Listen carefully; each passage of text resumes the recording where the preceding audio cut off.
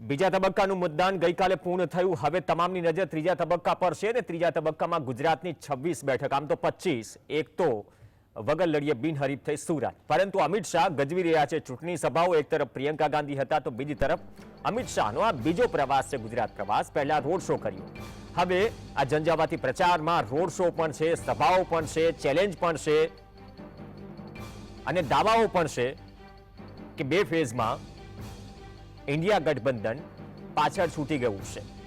તો વડોદરામાં અમિત શાહના રોડ શોને લઈને તૈયારીઓ પૂર્ણ થઈ છે। ખાસ વાહનમાં બેસીને રોડ શો કરશે। છેલ્લા 2 વર્ષથી આ રોડ શોની પ્રથા એક અલગથી નિખરીને આવી છે ગુજરાતની રાજનીતિમાં અને ભારતની રાજનીતિમાં। વિહાર ટોકીઝથી આ રોડ શો યોજાશે।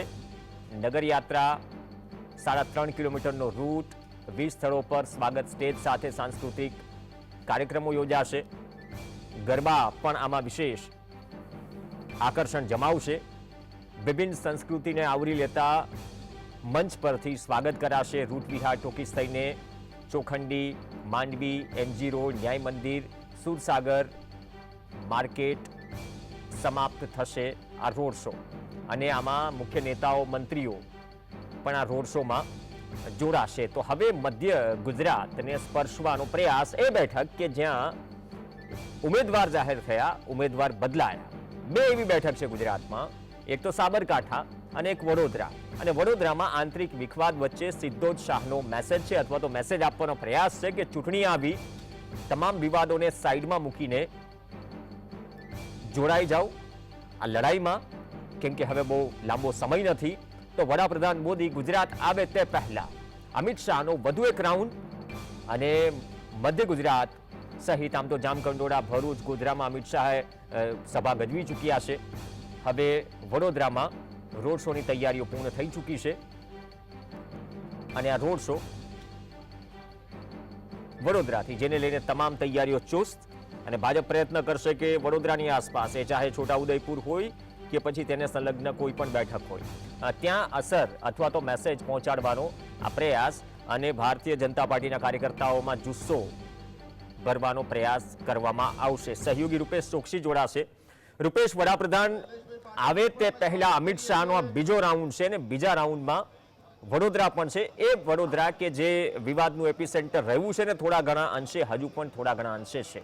તો આ રોડ શો થકી શું મેસેજ આપવાનો પ્રયાસ છે? કઈ કઈ લોકસભાને અસર કરશે આ રોડ શો ને સાથે સાથે જ ભાજપના જે દિગ્ગજ નેતાઓ છે, જે નારાજગી છે અથવા કાર્યકર્તાઓ છે, તેમાં પણ શું ઉત્સાહનો સંચાર કરવાનો પ્રયાસ છે? જે પ્રકારે પૂરો રૂટ ગોઠવાયો છે અથવા તો કાર્યક્રમ ગોઠવાયો છે અમિત શાહનો। વોર્ડના પ્રમુખ શ્રી, આપ સૌને નમ્ર વિનંતી કે જીપની આજુબાજુ આપ ચોક્કસ જો વડોદરાની જો વાત કરીએ તો વડોદરામાં જ્યારે અમિત શાહનો રોડ શો યોજાઈ રહ્યો છે, આ વડોદરાનું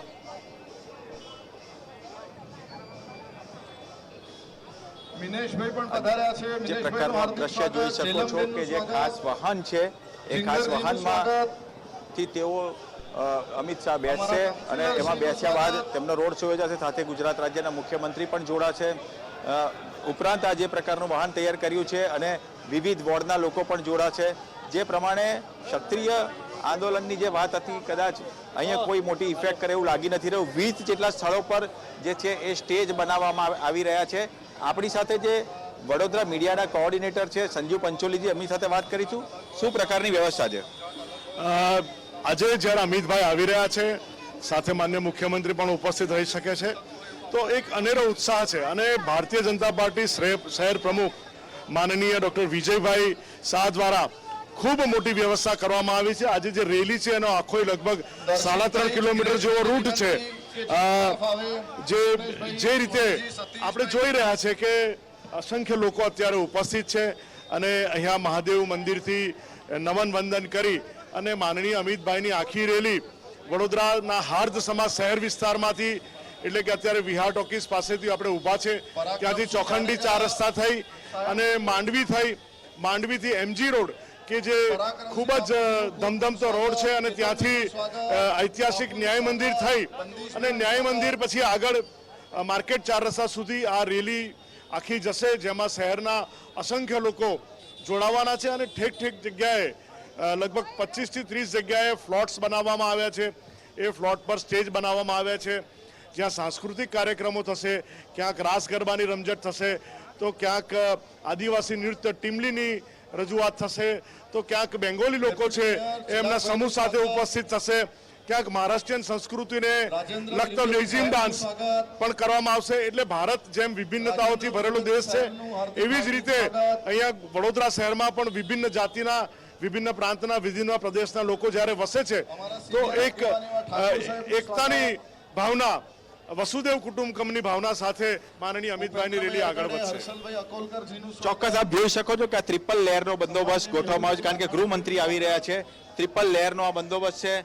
વડોદરા શહેરમાં જે અમુક વિસ્તારના જે ટ્રાફિક છે બંધો કરી દેવામાં આવે છે, ઉપરાંત દુકાનો, પ્રતિષ્ઠાનો પણ બંધ કરી દેવામાં આવ્યા છે. લોકો વડોદરાને ભારે રોમાંચ છે, ભારે ઉત્સાહ છે, કારણ કે આજે જ્યારે એક જવાબ આપવાનો છે ત્યારે ગૃહમંત્રી વડોદરામાં આવ્યા છે. અમિત શાહ જે વડોદરા આવી રહ્યા છે. નરેન્દ્ર મોદીજી આવતા પહેલા આ પ્રકારના રોડ શોને કારણે ચોક્કસ એક પ્રકારનો જે માહોલ છે, જે પોઝિટિવ માહોલ બનાવવાની જે દિશામાં વાત છે, કારણ કે દરેક બેઠકો, ઓલમોસ્ટ બેઠકો 7 લાખ કરતાં વધુ વતી જીતવાનો જે રીતનો ટાર્ગેટ છે, એ ટાર્ગેટ પૂરો કરવા માટે અમિત શાહનો રોડ શો હોય કે પછી નરેન્દ્ર મોદીજીની વડોદરામાં કે અન્ય સ્થળો પર મધ્ય ગુજરાતમાં સભાઓ હોય, તે જરૂરી થઈ પડતી હતી. જી રૂપેશ, સામાન્ય સવાલ એ કે જે આંતરિક વિખવાદ અને જે નારાજગી હતી, એ નારાજગી પણ ઠંડી પડી જશે અમિત શાહના પ્રવાસથી, કેમ કે એ વાત હતી. અમિત શાહ જે રીતે વાત કરી રહ્યા છે, પહેલા ફેઝ બાદ ચાહે દક્ષિણ ભારતની કે અન્ય રાજ્યોની બેઠકો હોય, ત્યાં આજે પણ એક જાહેર સભામાં વાત કરી કે પહેલા 2 ફેઝમાં આપણે આગળ છીએ, ઇન્ડિયા ગઠબંધન પાછળ છે. એટલે મેસેજ જનતા સાથે શું કાર્યકર્તાઓને પણ આપવાનો પ્રયાસ છે, કેમ કે 2 ફેઝમાં નિરસ્તા જોવા મળી છે મતદાનમાં, જે ઘટતી ટકાવારી છે મતદાનની બીજેપીના પોકેટ્સમાં, તેને લઈને પણ અમિત શાહનો કે વડાપ્રધાનનો જે રોડ શો કે તમામ કાર્યક્રમો છે મહત્વના શું બની રહેશે, કેમ કે ઉત્સાહ જાળવી રાખવો અથવા ઉત્સાહ જગાવવો એ મોટો પડકાર સાબિત થઈ રહ્યો છે. સન્માનીય મનોજભાઈનું હાર્દિક સ્વાગત. બિલકુલ પ્રવીણજી, જે પ્રકારે કાર્યકર્તાઓમાં, કારણ કે વડોદરા બેઠક એવી હતી કે જે અગાઉમાં 2 વખતના સાંસદ જે હતા રંજનબેન ભટ્ટ, એને અચાનક એમની ટિકિટ જાહેર થઈ ગયા બાદ એમને બદલવામાં આવ્યા. એટલે ક્યાંક ને ક્યાંક અલગ અલગ લોબિંગ ચાલતું હતું. લોકોને લાગતું હતું કે આ પ્રકારના લોબિંગને ક્યાંક નુકસાન પહોંચી શકે, પણ આ નુકસાન ના પહોંચે એનો એક પ્રયાસના ભાગરૂપે જે ડેમેજ કંટ્રોલ કરવાનો પ્રયાસ થઈ રહ્યો છે, આ ડેમેજ કંટ્રોલ જે વડોદરામાં છે પ્રયાસ થઈ રહ્યો છે. 7 લાખ વોટનું જો ટાર્ગેટ જોઈતું હોય તો અમિત શાહની, ખરેખર અમિત શાહ જેવા કેન્દ્રના નેતાઓની જરૂર હતી, અને આ રોડ શો થકી કદાચ એ જ પ્રકારનો સંદેશો આપવા માંગે છે કે સબ એક હો જાઓ. જી ધન્યવાદ સમગ્ર અપડેટ બદલ રૂપેશ, કેમ કે ટૂંક સમયમાં જ રોડ શો શરૂ થશે અને મુખ્યમંત્રી પણ જોડાશે એવી વાત રૂપેશે કરીને અલગ અલગ મંચ પરથી એ માહોલ બનાવવાનો પ્રયાસ. અહીંયા લીડ પણ મહત્વની છે અને સાથે સાથે જે ડેડિકેટ અને કોર વોટ છે બીજેપીના, જો ત્યાં નિરસ્તા પહેલા 2 ફેઝમાં જોવા મળી હોય આંકલન પ્રમાણે, અથવા તો જે પોલિટિકલ પંડિટ્સ છે અથવા જે પણ અહેવાલો આવી રહ્યા છે, તો એ પરિસ્થિતિમાં ગુજરાતમાં પણ જે મતદાનની ટકાવારી છે, એક તો ગરમી છે, પણ 25 બેઠકો પર ક્યાંક મતદાનમાં એ નિરસ્તા ન જોવા મળે, જેનું પ્રતિબિંબ પહેલા અને બીજા ફેઝમાં દેખાયું. તો માહોલ અને ઉત્સાહનો સંચાર કરવાનો પ્રયાસ આ રોડ શોથી, આ પછી હિંમતનગર બી જશે, સાબરકાંઠાને પણ એટલે કે ઉત્તર ગુજરાતને પણ અમિત શાહ ટચ કરશે ને ત્યાંથી પણ એક મેસેજ આપવાનો પ્રયાસ થશે.